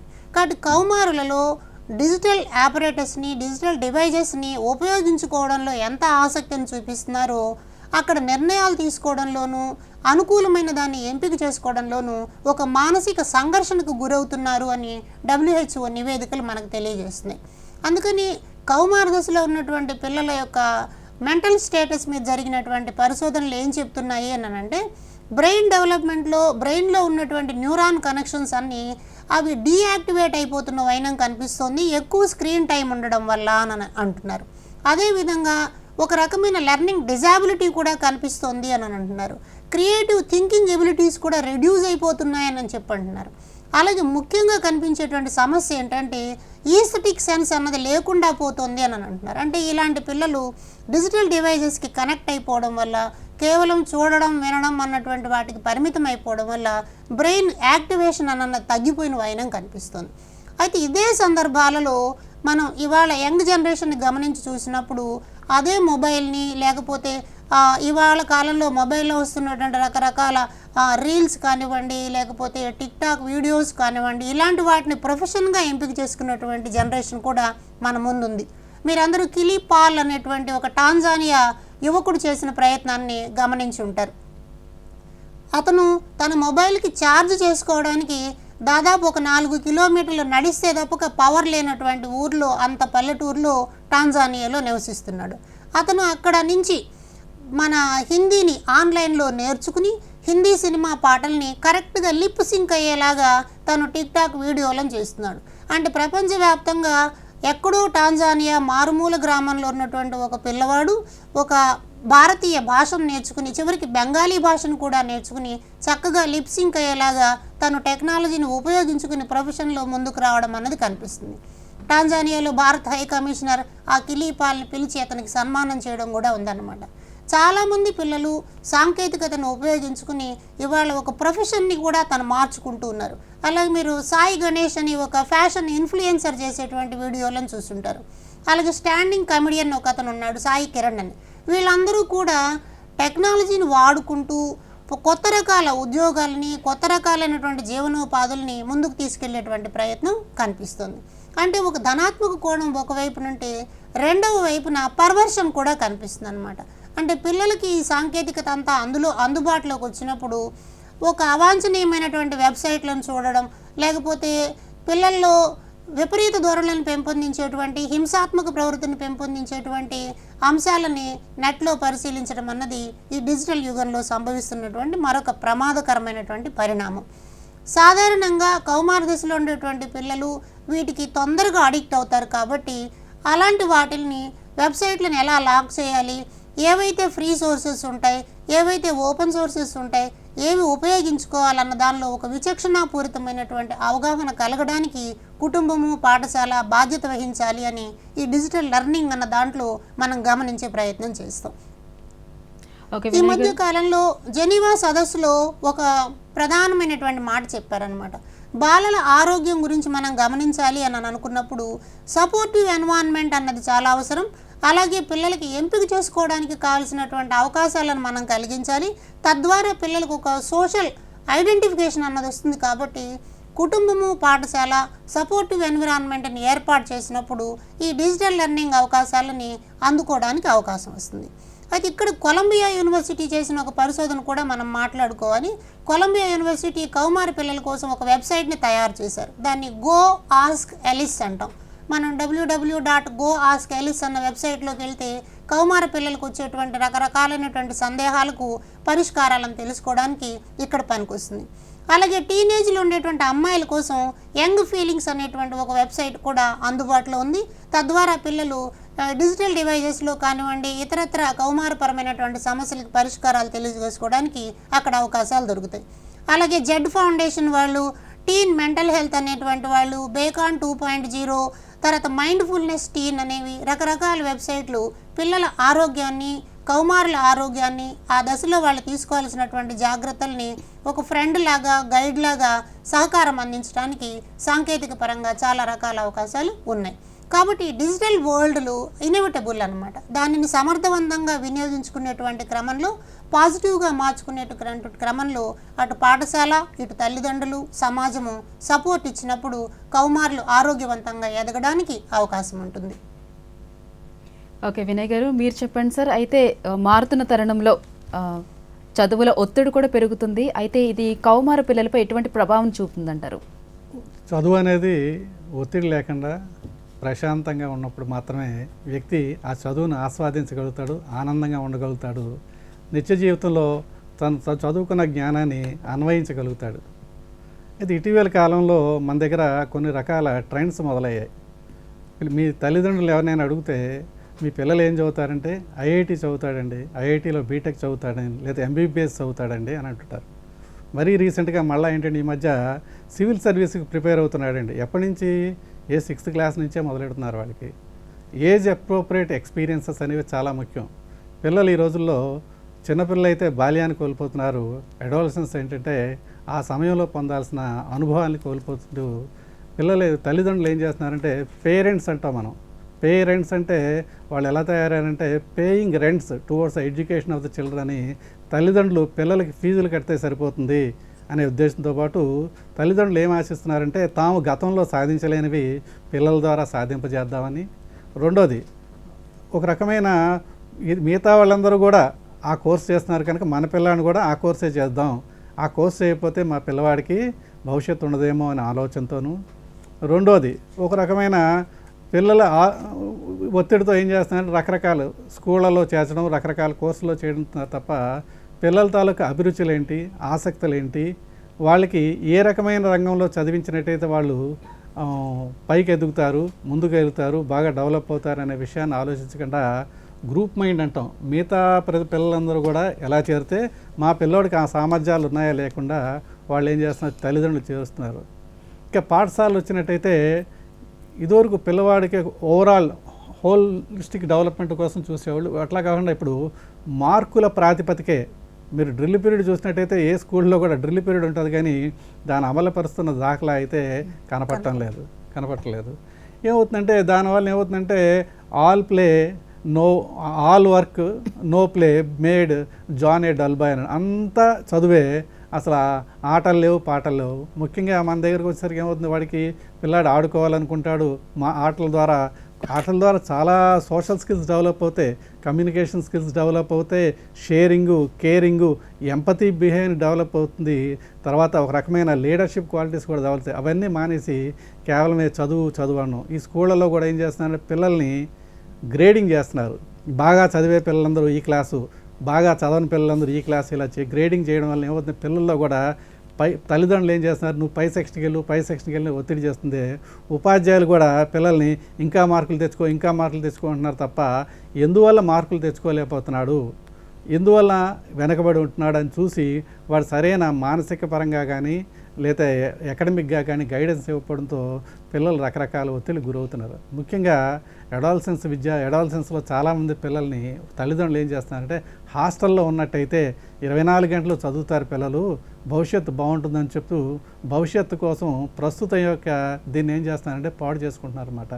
వీళ్ళు హాస్టల్లో ఏం చేస్తున్నారంటే రూమ్లో ఉంటాడు, భోజనానికి వెళ్తాడు, మళ్ళీ క్లాస్ రూమ్కి వెళ్తాడు, మళ్ళీ వస్తాడు, ప్లే గ్రౌండ్ ఏముండదు. దాంతో ఏమవుతుందంటే వీళ్ళ ఒబేసిటీ పెరగడం, నలుగురితో చర్చించడానికి కూడా అవకాశం ఉండదు. స్కూల్ అవర్స్లో ఒక రకంగా ఉంటుంది, స్కూల్ అవర్స్ అయిన తర్వాత స్టడీ అవర్స్. స్కూల్ అవర్స్కి ముందు ఏంటంటే ప్రేయర్ ఏముండకుండా ఎప్పుడు కూడా స్టడీ అవర్స్ పెట్టడం, 24 గంటలు చదువు అనడంతో పిల్లవాడికేమో ఆసక్తి ఉంటే ఇష్టంగానే చదువుతాడు. ఆసక్తిలో ఏమవుతుంది, మెల్లమెల్లగా వాడు ఏం చేస్తాడంటే సైడ్ ట్రాక్స్ పడుతున్నాడు. వాడు పైగా మిగతా పిల్లల నుంచి ఒత్తిడి ఎదుర్కొని మెల్లమెల్లగా పూర్తిగా ఈ మధ్య ఒక పిల్లవాడిని నా దగ్గరికి కౌన్సిలింగ్ తీసుకొచ్చారు తల్లిదండ్రులు. మా వాడికి మొన్నటిదాకా 80% మార్క్స్ వచ్చాయండి, ఈ మధ్య 10% మార్కులు వస్తున్నాయండి అని. ఏంటి అని నేను ఆ పిల్లవాడిని కౌన్సిలింగ్ చేసినప్పుడు నాకు అర్థమైంది ఏంటంటే పిల్లవాడిలో లోపం లేదు, తల్లిదండ్రుల ఒత్తిడి ఎక్కువ అయిపోయి ఆ పిల్లవాడి పెర్ఫార్మెన్స్ అంటే 100కి 90 వచ్చినా 90 వచ్చేయంటి, మిగతా వాళ్ళందరికీ 99 వచ్చాయి, 100 వచ్చాయి, నీకు అదే ఫీజు కడుతున్నాను కదా, నువ్వు అదే సెక్షన్లో ఉన్నావు కదా, వాడిని చూడు వీడిని చెప్పడంతో మెల్లమెల్లగా వీడు మనకి సాధనా స్థాయి ఉంటుంది. ఆ సాధనా స్థాయి నుంచి ప్రయత్నించినప్పుడు ఏమవుతుందండి, ఒక రకమైన అప్సెట్ అయిపోయి నాకు వచ్చింది, మనం ఎలా ఉండాలంటే నీకు ఇలా వచ్చింది అంటే గైడెన్స్, బాగానే చేస్తున్నావు, నువ్వు ప్రయత్నించినట్టయితే ఇంకా సాధించగలవని ఆలోచన ఉండాలి. అలా కాకుండా ఇంతేనా, వాడిని చూడు వీడిని చూడు కంపేర్ చేయడంతో వీళ్ళ మానసిక ఒత్తిడి ఎక్కువైపోయి ఏమవుతుందంటే కొంతమంది పిల్లలు మనం చూస్తున్నాం, ఇంటర్మీడియట్ విద్యార్థులు కానీ 10th క్లాస్ విద్యార్థులు కానీ సూసైడ్ చేసుకున్నారు, ఇళ్ళ నుంచి పారిపోయారు, లేదా పక్క విద్యార్థిని కొట్టడం అంటే ఏంటంటే ఎవరిని ఇప్పుడు తను ఉపాధ్యాయులంటే కోపం ఉండొచ్చు, తల్లిదండ్రులు ఉంటే కోపం ఉండొచ్చు, వాళ్ళని కొడితే ఊరుకోరు కనుక తనకన్నా అమాయకంగా బలహీనమైన ఆ కోపాన్ని ఏం చేస్తారంటే తనకన్నా అమాయకంగా బలహీనంగా ఉన్న పిల్లల మీద చూపిస్తుంటాడు. దాంతో టీచర్లు కూడా ఏంటంటే ఎందుకు అలా చేసావు, మన పిల్లవాడు ఏదైనా తప్పు చేసినప్పుడు ఎందుకు అలా చేసావని మనం మాట్లాడి పిల్లవాడితో చర్చించి అలా చేయడం తప్పు అని చెప్పి మెల్లమెల్లగా అలవాటు చేయాలి. అలా కాకుండా మన వాళ్ళు ఏం చేస్తుంటారు, వాడిని పనిష్మెంట్ చేయడంతో ఇంకా ఆ అగ్రెసివ్ బిహేవియర్ ఇంకా ఎన్హాన్స్ ఏమవుతుందంటే మెల్లమెల్లగా భవిష్యత్తులో ఏంటంటే వాడు సబ్స్టెన్స్ యూజ్కి కానీ లేతే కొన్ని రకాల అందులో ఆ ఏజ్లో కొన్ని తప్పులు చేస్తుంటారు పిల్లలు.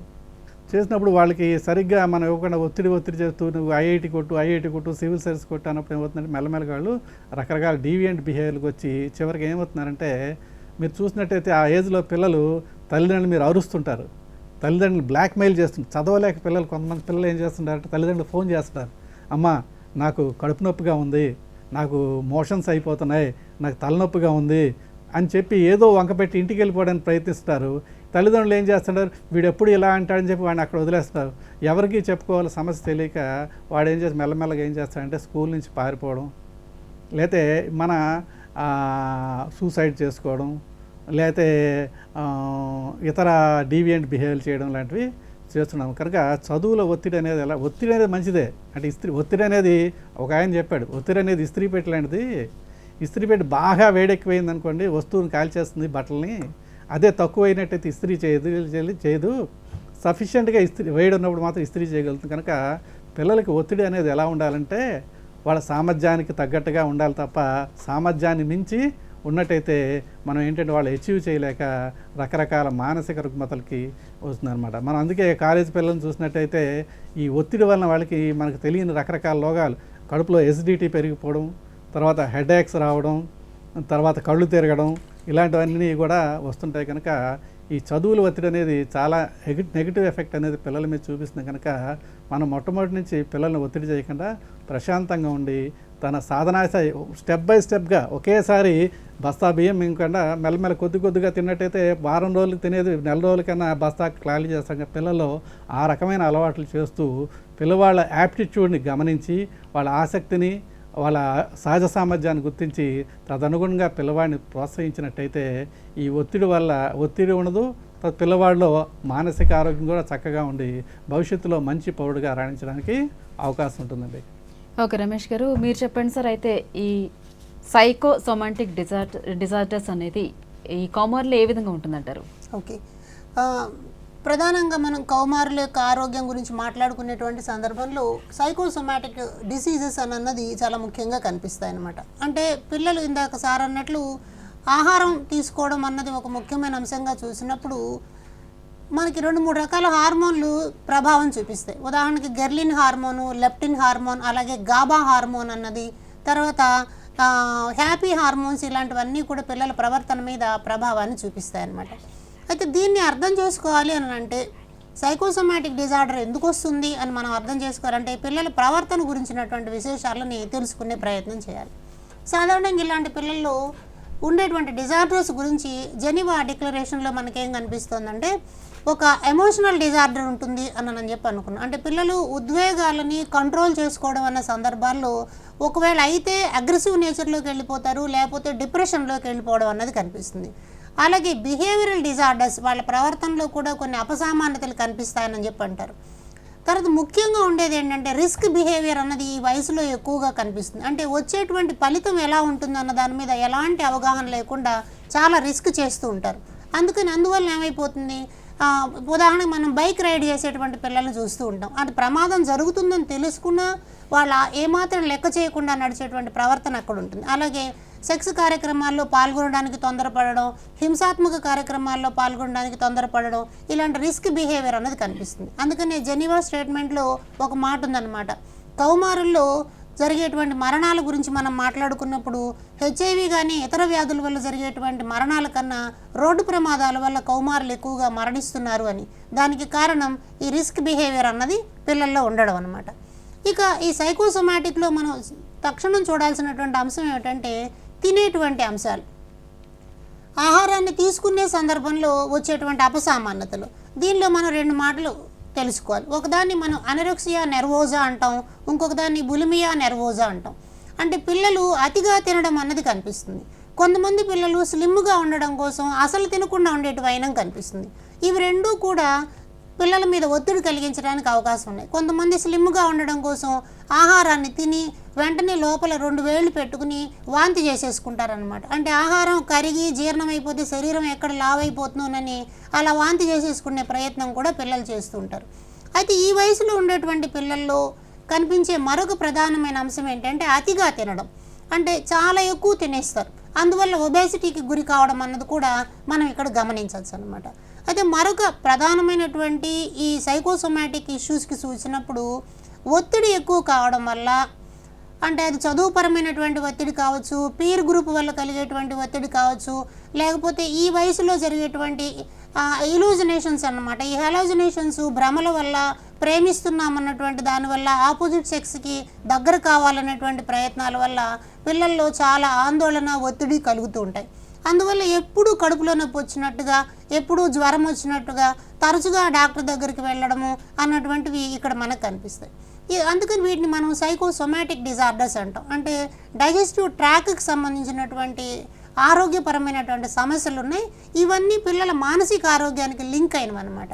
అందుకని ఎప్పుడైతే ఉద్వేగాలని కంట్రోల్ చేసుకోవడానికి మనం ట్రైనింగ్ ఇస్తామో, అలాగే లైఫ్ స్టైల్ మార్చుకోవడానికి మనం సరైనటువంటి శిక్షణ ఇస్తామో, లైంగిక కార్యక్రమాల్లో పాల్గొనడము, తద్వారా తీసుకునేటువంటి జాగ్రత్తల గురించినటువంటి అవగాహన కలిగిస్తాము, ఎప్పుడైతే చదువుల్లో ఉండేటువంటి ఒత్తిడిని తగ్గించడానికి మనం సహకారం అందిస్తామో అప్పుడు సైకోసోమాటిక్ డిజార్డర్స్ అన్ని తగ్గిపోవడానికి అవకాశం ఉంటుంది. లేకపోతే ఈ పిల్లలు ఎప్పుడూ హాస్పిటల్కి తిరుగుతూనే ఉంటారు. రకరకాల యాంటీ డిప్రెషన్ మెడిసిన్ని యూజ్ చేసుకోవడం అన్నది కూడా ఇక్కడ మనకు కనిపిస్తూ ఉంటుంది అనమాట. కాబట్టి ఈ ఫిజికల్ సిమ్టమ్స్ మనం పిల్లల్లో గమనించినప్పుడు ఇక ఇది సైకోసోమాటిక్ డిజార్డర్ని ఐడెంటిఫై చేసి డాక్టర్ దగ్గరికి వెళ్ళి వీళ్ళకి కావాల్సింది ఏమిటంటే మెడికల్ ట్రీట్మెంట్ కన్నా కూడా మెంటల్ ట్రీట్మెంట్ చాలా అవసరం అన్నమాట. కాబట్టి యోగా కానివ్వండి, ప్రాణాయామం లాంటి ప్రక్రియలు చేసేది అలవాటు చేసినప్పుడు కంట్రోల్ అవ్వడం అన్నది వస్తుంది. అలాగే ఒత్తిడికి కారణమైనటువంటి అంశాన్ని పరిశీలించడం, పాఠశాలల్లో కౌన్సిలర్లు కానివ్వండి లేదా సైకాలజిస్టులు కానీ కౌన్సిలింగ్ చేసి ఒత్తిడికి ఏమి కారణం అన్నది కనుక్కుని ఆ ఒత్తిడిని తగ్గించే ప్రయత్నం చేసినప్పుడు సైకోసోమాటిక్ డిజార్డర్స్ నుంచి బయటకు రావడానికి అవకాశం వస్తుంది. అయితే ఇది అందరి దగ్గర ఉందా అని మనం చూసినప్పుడు సమాజంలో ప్రధానంగా నిమ్న బలహీన వర్గాలకు, ఆర్థికంగా తక్కువ స్థాయిలో ఉండేటువంటి వాళ్ళు, దారిద్ర్యరేఖకు దిగువన ఉండేటువంటి కుటుంబాల్లో ఉన్న పిల్లల్లో సైకోసోమాటిక్ డిజార్డర్స్ ఇంకొక రకంగా కనిపిస్తాయి. అలా కాకుండా ఈ అతిగా తినడము, పిజ్జాలు, బర్గర్లు, జంక్ ఫుడ్కి అలవాటు పడి తర్వాత ఒబేసిటీకి దారితీసినటువంటి వాళ్ళలో దంతాలకు సంబంధించినటువంటి సమస్యలు. సాధారణంగా కౌమార దశలో పిల్లలు తిండి ఎక్కువగా తింటారు కానీ దంతాలను శుభ్రం చేసుకోవడం అన్నది చాలా తక్కువ కనిపిస్తుంది.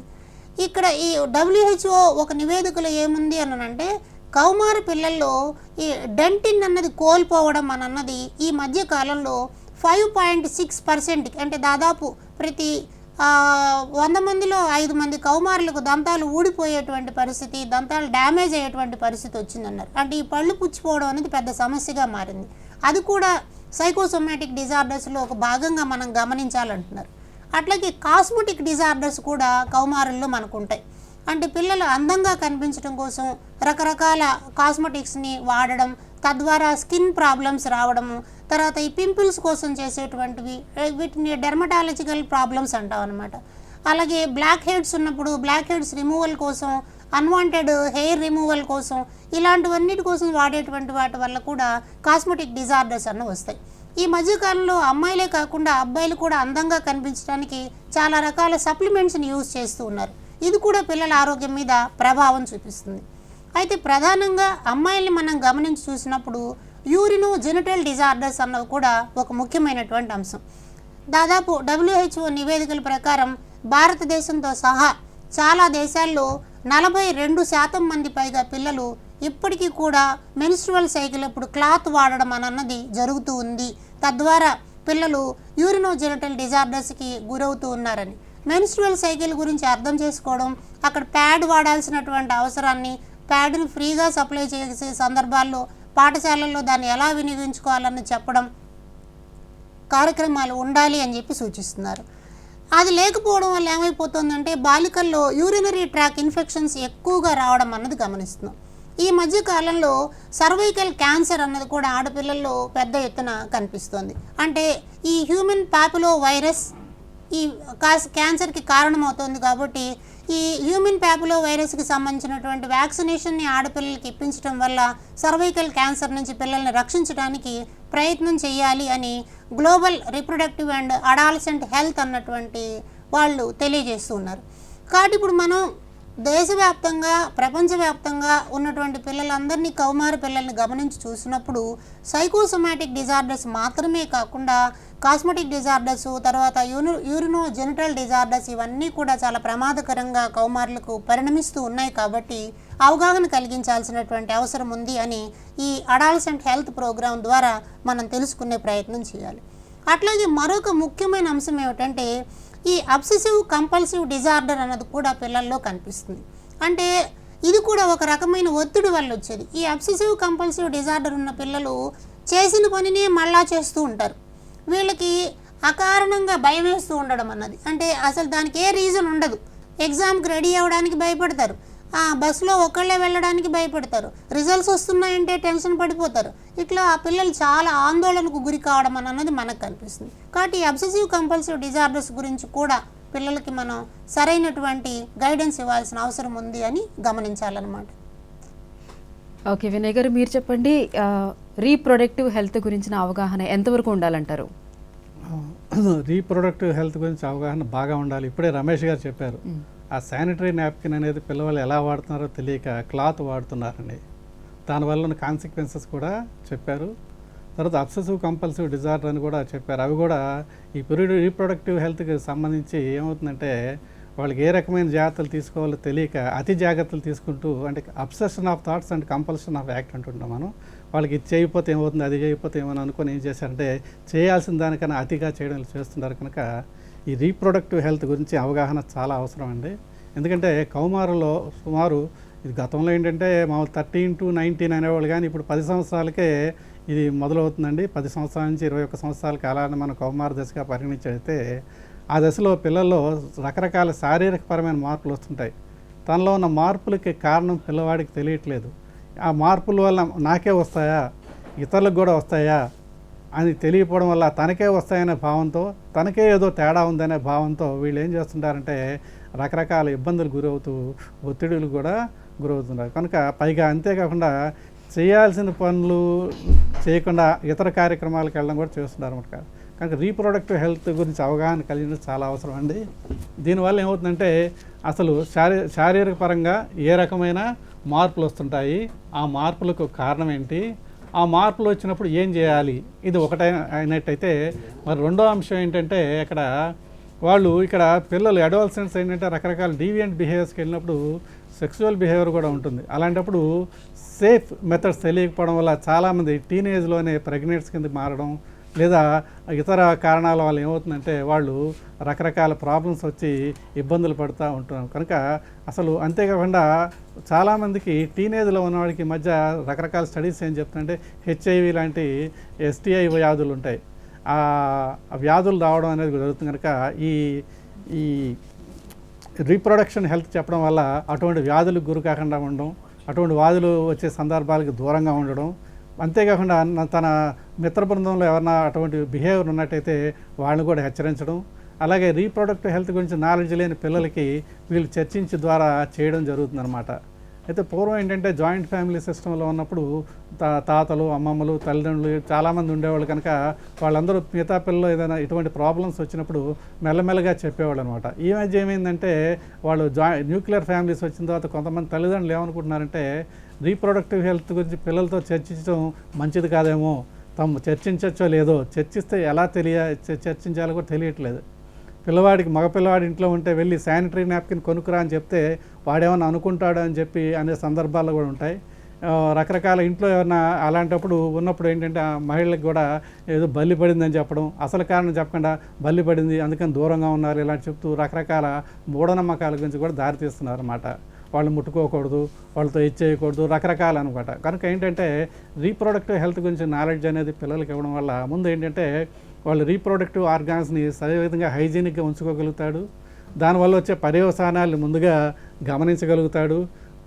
తాను జాగ్రత్తలు తీసుకోవడమే కాకుండా తన మిత్ర బృందానికి కానీ, తన స్నేహితులు కానీ, ఇతరులకు కానీ ఏదైనా ప్రాబ్లమ్స్ వచ్చినప్పుడు చర్చించి సరైన పరిష్కారాన్ని చూపించగలుగుతాడు. రకరకాల STI వంటి వ్యాధులు లేదా ఎయిడ్స్ లాంటి HIV వంటి ప్రాబ్లమ్స్ రాకుండా, ఇతర ఇబ్బందులు పడకుండా ఉండడానికి ఆస్కారం ఉంటుంది. మానసికంగా నిబ్బరంగా ఉండి అటువంటి సమస్యలు రీప్రొడక్టివ్ హెల్త్ వలన వచ్చే ప్రాబ్లమ్స్ వల్ల వచ్చే సమస్యల్ని తట్టుకొని దృఢంగా నిలబడి భవిష్యత్తులో రాణించడానికి కూడా అవకాశం ఉంటుంది. కనుక రీప్రొడక్టివ్ హెల్త్ గురించిన నాలెడ్జ్ పిల్లలకి తప్పనిసరిగా అందచేయాలి. ముఖ్యంగా ఈ విషయాన్ని ఉపాధ్యాయులతో పాటు తల్లిదండ్రులు కూడా వీటిని బాగా ప్రమోట్ చేసినట్టయితే పిల్లలు ఆ సమయంలో రీప్రొడక్టివ్ హెల్త్ గురించి నాలెడ్జ్ లేకపోవడం వల్ల రకరకాల ఒత్తిళ్లకు గురవుతుంటారు. కనుక అటువంటి ఒత్తిడి నుంచి ఉపశమనం పొందడమే కాకుండా చక్కగా మానసిక ఆరోగ్యాన్ని కూడా కాపాడుకోగలుగుతారండి. ఓకే అండి. సార్ రమేష్ గారు మీరు చెప్పండి, కౌమార ఆరోగ్యం సామాజిక సమస్యల గురించి తెలియజేయండి సార్. ఓకే, కౌమారుల ఆరోగ్యం సామాజికంగా ఎలాంటి సమస్యలకు దారితీస్తుంది అన్న విషయాలని మనం తెలుసుకునే ప్రయత్నం చేద్దాం. అయితే ఇప్పుడు సమాజంలో ఇందాకే మనం అనుకున్నాం దాదాపు 253 మిలియన్లు, అంటే ప్రతి 10 మందిలో 6 మంది వరకు యువత ఉండేటువంటి దేశంగా మన దేశం ఉంది. కాబట్టి ఈ దేశంలో సామాజికంగా వచ్చేటువంటి సమస్యలు కౌమార ఆరోగ్యానికి మధ్యన ఒక సంబంధం ఉంది. ప్రధానంగా గమనించి చూసినట్లయితే బాల్య వివాహాలు మన దేశాన్ని పట్టి పీడిస్తున్నటువంటి ఒక కౌమార సమస్య. రకరకాల కారణాలు, ఆర్థికపరమైన కారణాలు, సామాజిక పరమైన కారణాలు, మేనరికపు వివాహాలు, తద్వారా బాల్య వివాహాలను పెద్ద ఎత్తున జరుగుతున్నాయి. దీనికి మూఢనమ్మకాలు కూడా జోడించబడడం అన్నది ఆడపిల్లల భవిష్యత్తుని నాశనం చేసేటువంటి వైనంగా కనిపిస్తుంది.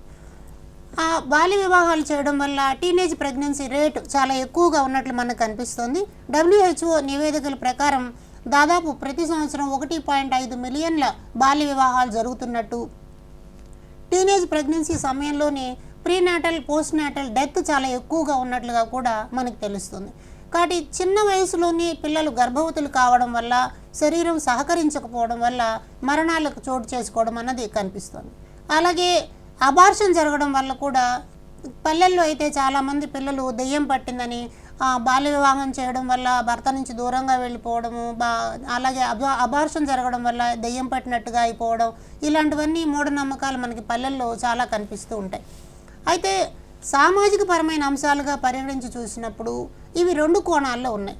సంపన్న వర్గాలకు, మధ్యతరగతి వర్గాలకు చెందినటువంటి సమాజంలో ఉన్న పిల్లలు ఎదుర్కొనేటువంటి సమస్యలు ఒక రకంగా ఉంటే, నిమ్న వర్గాలకు, దారిద్ర్య రేఖకు దిగువన ఉండేటువంటి పిల్లలు ఎదుర్కొనేటువంటి సమస్యలు మరొక రకంగా కనిపిస్తాయి. ప్రధానంగా బాలికలపై జరిగేటువంటి అత్యాచారాలు కానివ్వండి, లైంగిక దోపిడీ కానివ్వండి, నిమ్న వర్గాల పిల్లల మీద చాలా పెద్ద ఎత్తున దాడి జరగడం అన్నది కనిపిస్తుంది. అలాగే ఉన్నత వర్గాల్లో మధ్యతరగతికి సంబంధించినటువంటి వాళ్ళు తొందరగా సెక్సువల్ యాక్టివిటీస్లో పార్టిసిపేట్ చేయడం వల్ల HIV లాంటి సెక్సువల్లీ ట్రాన్స్మిటెడ్ డిసీజెస్కి లోను కావడం అన్నది అక్కడ మనకు కనిపిస్తుంది. సామాజికంగా వచ్చేది కేవలం ఇదే కాకుండా పిల్లల్లో ఉన్నటువంటి రిస్క్ బిహేవియర్ వల్ల వాళ్ళ వ్యక్తిగత సమస్యలు వస్తున్నాయి, సామాజికంగా సమస్యలు కూడా కనిపిస్తున్నాయి. ఉదాహరణకి ఇందాక మనం అనుకున్నాం బైక్ రైడింగ్ అని. చాగంటి కోటేశ్వరరావు గారు ఒక మాట చెప్తారు, పిల్లలకి బైక్ కొనివ్వడం కాదు, ఆ కొనిచ్చే ముందు సందర్భంలో ఒక్కసారి వాళ్ళని తీసుకెళ్ళి ఆర్థోపెడిక్ హాస్పిటల్లో అక్కడ ఉన్నటువంటి బెడ్ మీద పడుకున్న వాళ్ళని చూపించండి అని చెప్పి అంటాడనమాట. ఒక బైక్ నడిపినప్పుడు పెరిగేటువంటి విపత్తులు ఎలా ఉన్నాయి, ఒక కాలో చెయ్యో విరిగిపోతే జీవితం అంతా తల్లిదండ్రులు ఎలా బాధపడతారు, ఆ వ్యక్తి ఎలా బాధపడతాడు అన్నది తెలుసుకోవాల్సిన అవసరం ఉంది అని ఆయన తన సంభాషణల్లో, ప్రవచనాల్లో చెప్తూ ఉంటారు. అంటే పిల్లలకి సామాజిక పరమైనటువంటి అంశాలకి రెండిటికి అవగాహన కలిగించడం అన్నది చాలా అవసరం అన్నమాట. అయితే ఇక్కడ మనం ఇండియన్ నేషనల్ పాలసీ ప్రకారం మనకి 2019లో ఉన్న లెక్కల ప్రకారం మన దేశంలో 13 నుంచి 19 సంవత్సరాలు ఉండేటువంటి జనాభా ఇంకొక రాబోయే ఒక 5-6 సంవత్సరాల వ్యవధిలో ఉత్పాదక రంగంలో ప్రధానమైనటువంటి పెట్టుబడిగా కనిపిస్తారు. కాబట్టి వీరు సరైనటువంటి నైపుణ్యం కలిగిన వాళ్ళుగా, సరైనటువంటి టెక్నికల్ అవగాహన కలిగిన వాళ్ళుగా ఉన్నప్పుడు భారతదేశం యొక్క ఆర్థిక స్థితిగతుల్ని పెంపొందించడానికి అవకాశం ఉంటుంది. లేకపోతే వీళ్ళు అసంఘటిత రంగంలోకి మారడం ద్వారా సమాజానికి కావలసినటువంటి అభివృద్ధి చోటు చేసుకోకపోవడం అన్నది జరుగుతుంది. అది కూడా ఒక సామాజిక సమస్యగా పరిణమించేటువంటి ప్రభావం ఉంది అని చెప్తున్నారు. అట్లాగే ఈ సబ్స్టెన్స్ అబ్యూస్ అన్నది ఒక సామాజిక సమస్యగా మనకు కనిపిస్తుంది. రకరకాలైనటువంటి మాదక ద్రవ్యాలు, అంటే కేవలం మాదక ద్రవ్యాలే గంజాయి, కోకైన్, హెరాయిన్ వంటి అవే కాకుండా చాలా లోయర్ లెవెల్లో ఉండేటువంటి అంశాలను కూడా మాదక ద్రవ్యాలుగా వాడుతూ ఉన్నారు. ఇవాళ యువతలో మనం చూసినట్లయితే పెథెడ్రిన్ లాంటి కొన్ని రకాల మందులను కూడా మాదక ద్రవ్యాలుగా వాడుతున్నారు.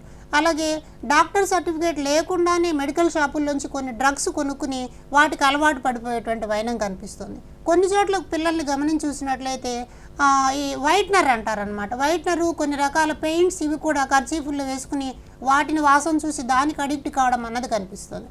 అలాగే మద్యానికి బానిసలు కావడం అని చాలా చట్టాలు ఉన్నప్పటికీ 18 సంవత్సరాల లోపు వారికి మద్యం అమ్మరాదు అని, లేకపోతే ఏ సర్టిఫికేట్ పిల్లలు చూడరాదు అన్నటువంటి చట్టాలు చాలా ఉన్నప్పటికీ కూడా ఇవన్నీ పిల్లలకు అందుబాటులోకి రావడం వల్ల, పిల్లలు వేరే రకాల మార్గాలలో వాటిని చేరుకోవడం వల్ల సామాజిక పరమైనటువంటి సమస్యలు చాలా పెద్ద ఎత్తున జరుగుతూ ఉన్నాయి. అదేవిధంగా కౌమార దశలో ఉండేటువంటి పిల్లలు ఎదుర్కొనేటువంటి మరొక పెద్ద సమస్య ఏమిటంటే బాలల అక్రమ రవాణా. అటు బాలుర్ని, బాలికల్ని ఇద్దరిని కూడా కౌమార దశలోనూ బాల్యంలోనూ ఉండేటువంటి పిల్లల్ని అక్రమ రవాణా చేసి బానిసలుగా, సెక్స్ వర్కర్లుగా మార్చడానికి ప్రయత్నం జరుగుతోంది. ఇది కూడా ఒక సామాజిక సమస్యగా మనం గుర్తించాల్సినటువంటి అవసరం ఉందన్నమాట. అలాగే మరొక ప్రధానమైనటువంటి అంశం బాల కార్మికులు.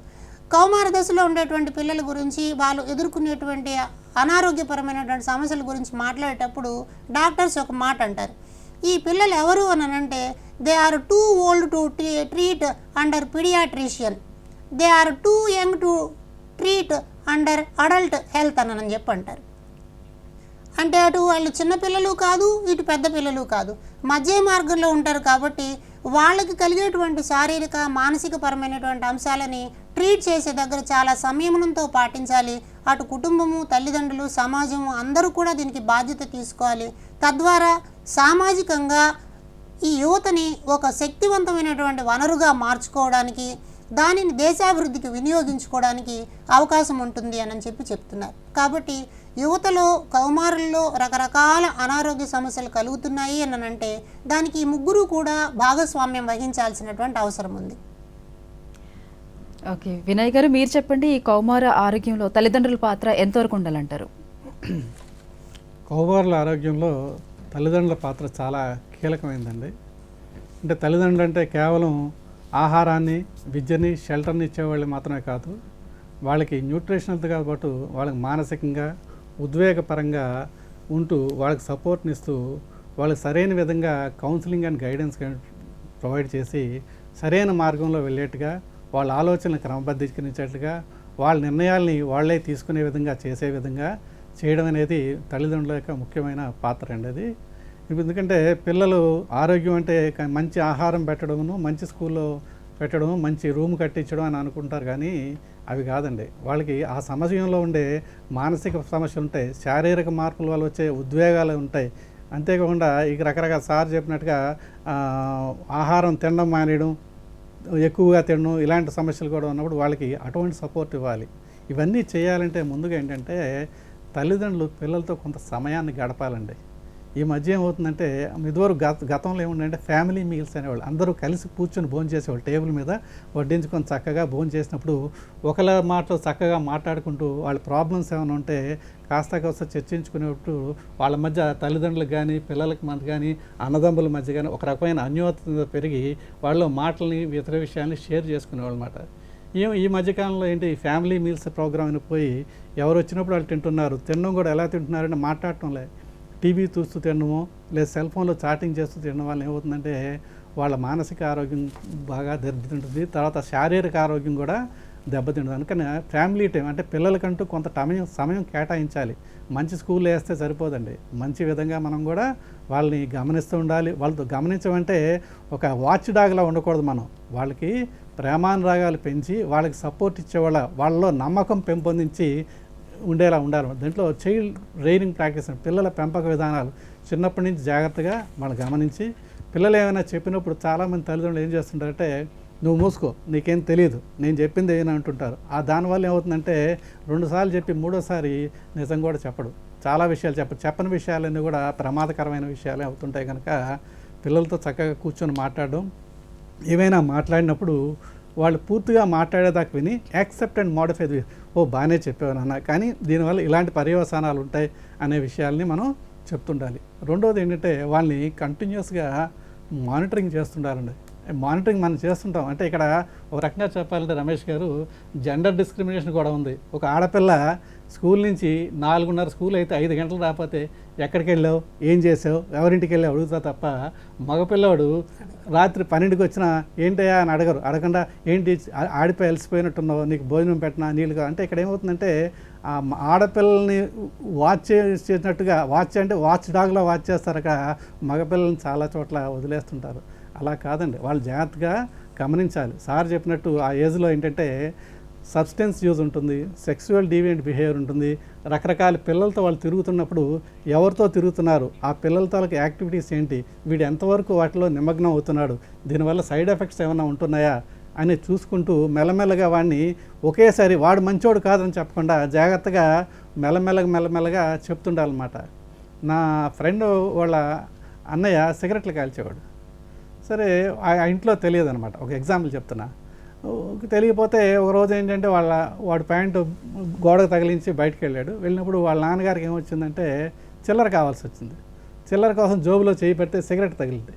సిగరెట్ కనపడగానే నేను అనుకున్నాను, నేను ఆ రోజు ఇంట్లోనే ఉన్నా అక్కడ, వాడు రాగానే కొడతారు తిడతారు వాడి పైన అయిపోయింది అనుకుంటే, వాళ్ళ నాన్నగారు రాగానే అతను ఏమనలే, అనకుండా ఒరే నీ ఫ్రెండ్ ఎవడో సిగరెట్లు కాలుస్తున్నట్టున్నాడు రా, నీ దగ్గర వాసన వస్తుంది, వాడితో తిరగద్దు అన్న. అంటే చెప్పే విధానం అని ఉంటుంది. కనుక జాగ్రత్త, పిల్లలు ఖండిస్తే ఒప్పుకోరు, యాక్సెప్ట్ అండ్ మోడిఫై, మెల్లగా వాళ్ళ దారిలోనే వెళ్తూ మన దారిలోకి మార్చుకునే విధంగా చేస్తూ కాస్త వాళ్ళు సరైన విధంగా మానిటర్ చేయాలి. అంతేకాదండి, మనం కూడా ఒక రోల్ మోడల్లా ఉండాలి.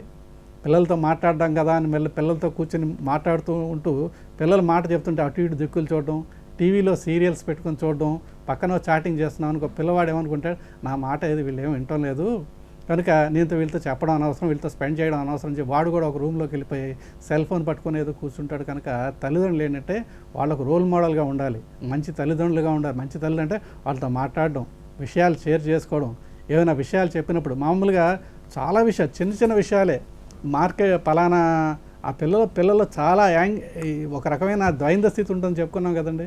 మామూలుగా పిల్లల్ని బయటికి అని పంపించామనుకోండి, ఏమైనా తప్పు చేస్తే ఏమంటామండి, రే ఇంత ఎదిగేవంత ఈ మాత్రం తెలీదా అంటారన్నమాట. అదే ఇలా అనమాట, మీ తల్లిదండ్రులు పెద్దోడు అయిపోయావు నీకు మాత్రం తెలియదా అంటారు. తల్లిదండ్రులు ఏమైనా మాట్లాడినప్పుడు డెసిషన్లో మేకింగ్లో మనం పాల్గొంటే నువ్వు చిన్నపిల్లవాడు నీకేం తెలుసు అంటారు. వీడికి పెద్ద కన్ఫ్యూజన్, నేను చిన్నాడినా పెద్దవాడినా. అలాంటి పిల్లవాడు ఏమైనా డెసిషన్ చెప్పినప్పుడు జాగ్రత్తగా విని దాన్ని మోడిఫై చేయడానికి అవకాశం ఉండాలి. లేదా బట్టల షాప్కి వెళ్ళి బట్టలు కొనుక్కున్నాడు అనుకోండి, నీకు ఈ పలానాడు కావాలంటే ఇది తీసుకో అంటారు. అలా అనకుండా ఇది బాగానే ఉంది కానీ దీనికన్నా నీకు ఇవి బాగుంటాయి అని చెప్పినప్పుడు వాటి ఒక అవకాశం కలిగించి ఒక రకమైన కౌన్సిలింగ్ ఇచ్చి సరైనది ఎంచుకునేలా చేయాలన్నమాట. అలా పిల్లల శారీరక మానసిక ఆరోగ్యం పాటించలో తల్లిదండ్రుల పాత్ర చాలా ఉంటుందన్నమాట. అంతేకాకుండా వాళ్ళతో ఎమోషనల్ సపోర్ట్ ఇవ్వాలన్నమాట. ఎమోషనల్ సపోర్ట్ అంటే వాళ్ళు ఏమైనా ఎంపథెటిక్ థింకింగ్ అని, అంటే మన దృష్టిలోంచి ఆలోచించకుండా వాళ్ళ దృష్టిలోంచి ఓహో ఈ వయసులో నేనైతే ఏం చేసేవాడిని, ఇప్పుడు పిల్లవాడు ఏం చేస్తున్నాడు, ఏ రకంగా చేసినట్టయితే పిల్లవాడు సరవుతాడు, ఎమోషనల్గా ఇస్తూ ఎమోషనల్ సపోర్ట్ ఇచ్చి ఎంపథెటిక్గా థింక్ చేస్తూ వాళ్ళ ఆలోచనలు మనతో పంచుకొని వాళ్ళకి ఏదైనా చెడు పని చేసినప్పుడు కూడా పర్లేదులే ఈసారే కదా నెక్స్ట్ టైం చేయకునే విధంగా మెల్లగా గైడ్ చేసినట్టయితే వాళ్ళ ఆరోగ్యం చాలా బాగుంటుంది. ఇక తల్లిదండ్రులు మరో విషయం ఏంటంటే ఇందాడ అనుకున్నాం, చదువుల ఒత్తిడి అనే అంత పెట్టకుండా పిల్లల్ని వాళ్ళ అభిరుచులు ఆసక్తులు తెలుసుకొని వాళ్ళ అభిరుచులకి ఆసక్తి గల కోర్సులు ఎన్నుకోవడమే కాకుండా అది సరైన పద్ధతిలో లేనప్పుడు దానికన్నా ఇది బాగుంటుందేమో, ఇదైతే బాగుంటుంది పిల్లవాళ్ళకి జాగ్రత్తగా చెప్పి వాళ్ళు సరైన మార్గాన్ని ఎంచుకునేట్టుగా చేసినట్టయితే పిల్లల శారీరక ఆరోగ్యం బాగుంటుంది, మానసిక ఆరోగ్యం కూడా బాగుంటుంది. అంతే తల్లిదండ్రులు కూడా ఇందాక చెప్పిన రోల్ మోడల్స్గా ఉండంటే పిల్లలకి తాము చెప్పడమే కాకుండా ఎక్కువసేపు టీవీ చూడకు, ఎక్కువసేపు సెల్ ఫోన్ చూడకు, ఎక్కువసేపు బయట ఆడుకో అనే బదులు మనం కూడా తక్కువసేపే టీవీ చూడాలి, తక్కువ సేమే సెల్ ఫోన్ వడించాలి. బయటకు తిరిగినప్పటికీ అప్రోప్రియేట్ టైంలో పనిని బట్టి రావాలి. ఇంట్లో వచ్చిన తర్వాత ఫాల్ట్ అంటే అదేదో చదివాను నేను ఒకటి, you should be like player not like referee. చాలామంది తల్లిదండ్రులు రెఫరీలా ఉంటారు, అంటే పిల్లవాడు చేసే తప్పులు గమనిస్తూ చెప్తుంటారు తప్ప ఒప్పులు గమనించడం చెప్పరు. ఒప్పులు గమనించినప్పుడు ఎప్రిషియేట్ చేయాలి. అలా కాకుండా రెఫరీలా కాకుండా ప్లేయర్గా ఉంటూ అతని యొక్క మంచి విషయాలను కూడా గమనిస్తూ ఉండాలి. అప్పుడప్పుడు రెఫరీగా ఉంటూ తప్పులు కూడా గమనించి ఇలా చేసుకన్నా ఇలా చేస్తే బాగుండు గైడెన్స్ ఇచ్చినప్పుడు పిల్లల యొక్క శారీరక ఆరోగ్యం బాగుంటుంది, మానసిక ఆరోగ్యం బాగుంటుంది అన్నమాట. కనుక తల్లిదండ్రులు కానీ ఉపాధ్యాయులు కానీ పిల్లల మానసిక ఆరోగ్యంతో పాటు శారీరక ఆరోగ్యం కాపాడడానికి తగు చర్యలు అనేవి చేస్తూ కౌన్సిలింగ్ అది ఇస్తుండాలన్నమాట.